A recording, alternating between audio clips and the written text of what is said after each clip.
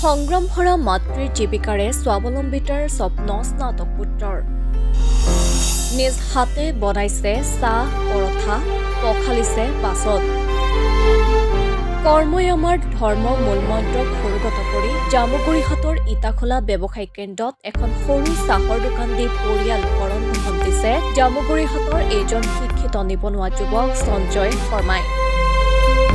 20 বছৰ সঞ্জয় মাতৃ ফুলকুমাৰী শৰ্মাই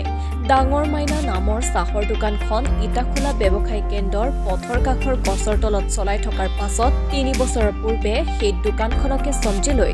নাতি দূৰত্বৰ এটা কোঠালৈ স্থানান্তৰ কৰি কোনো সহায়কৰ্মী নোহোৱাকৈয়ে দোকানখনৰ সমস্ত কামৰ লগতে চাহ মিঠাই ৰুটি পৰঠা নিজ হাতে প্ৰস্তুত কৰি ব্যৱসায় চলাই গৈছে যুৱ ব্যৱসায়ী সঞ্জয় শৰ্মাই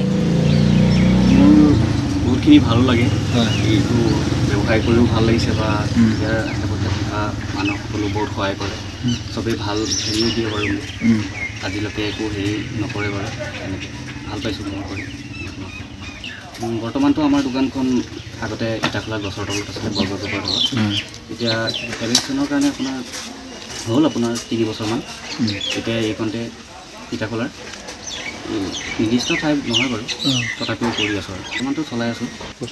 মোৰ 2017 আমাৰ অসমীয়া ল'ৰাবিলাকেও কৰক তেনেকৈ মই ভাল পাওঁ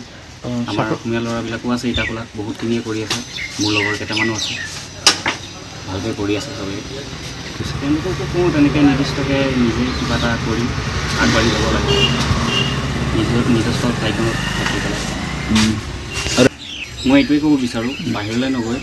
সকলো ইয়াতে কিবা এটা কৰি পেলাই নিজস্ব হেৰি এটা হেৰি কৰিব লাগে তাকে মই কওঁ আৰু চবকে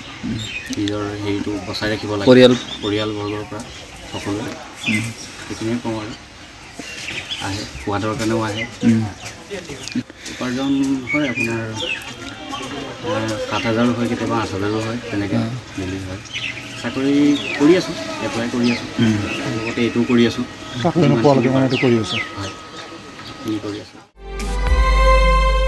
কামৰ কোনো সৰু বৰ নাই বুলি গণ্য কৰি কৰ্মই আমাৰ ধৰ্ম মতাদৰ্শ লৈয়ে লাজ মান কিংবা অহংকাৰ সকলো পৰিত্যাগ কৰি এই চাহৰ দোকানখনতে পুৱা 8 মান বজাৰ পৰা নিশা প্ৰায় 9 মান বজালৈকে থাকি গ্ৰাহকক সেৱা আগবঢ়াই গৈছে বহুজনৰ বাবে আদৰ্শস্বৰূপ হৈ পৰা ব্যৱসায়ী সঞ্জয় শৰ্মাই উল্লেখ্য যে চাহৰ দোকানখনৰ জৰিয়তে যুৱ ব্যৱসায়ীগৰাকীয়ে দৈনিক প্ৰায় 7,000 পৰা 8,000 টকা পৰ্যন্ত উপাৰ্জন কৰিবলৈ সক্ষম হৈছে ইটাখোলা ব্যৱসায় কেন্দ্ৰৰ সাধাৰণ চাহৰ দোকানখনৰ সকলো কাম নিজেই কৰি গ্ৰাহক ৰাইজৰ মৰম আদৰ বুটলিবলৈ সক্ষম হৈছে এইগৰাকী শিক্ষিত যুৱ ব্যৱসায়ী সঞ্জয় শৰ্মাই আমি বহু বছৰ 30 বছৰ 33 বছৰেই হ'ল মই চাই আছোঁ সঞ্জয় শৰ্মা এটা শিক্ষিত নিবনুৱা যুৱক তেওঁ বিকম পাছ কৰি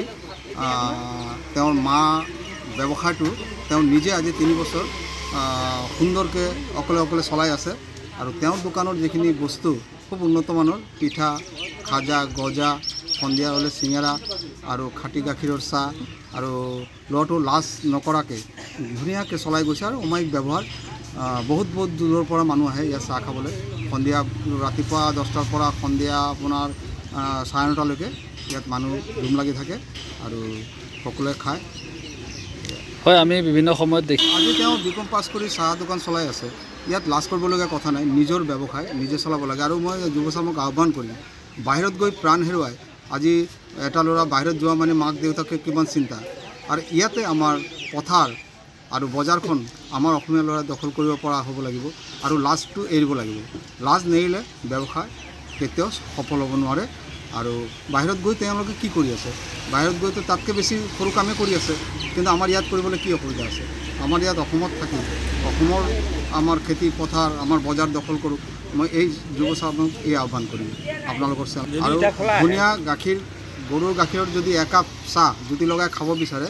আপোনালোকে আমাৰ সঞ্জয় শৰ্মাৰ দোকানলৈ আহিব ইটাখোলা থানা ৰোডত আৰু ধুনীয়াকৈ একাপ চাহ খাই যাব পাৰিব আৰু পিয়ৰ গৰু গাখীৰে চাহ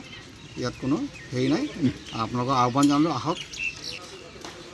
আজি আমাৰ স্কুলৰ টিচাৰবিলাকৰ পৰা আৰম্ভ কৰি অফিচটো ইয়াত নাই ধৰক মোটামুটি চব হেৰি স্কুলবিলাকৰ টিচাৰবিলাকে আহি ইয়াত বিকম ডিগ্ৰীধাৰী এগৰাকী শিক্ষিত যুৱক হৈও চৰকাৰী চাকৰিৰ আশা পৰিত্যাগ কৰাৰ উপৰিও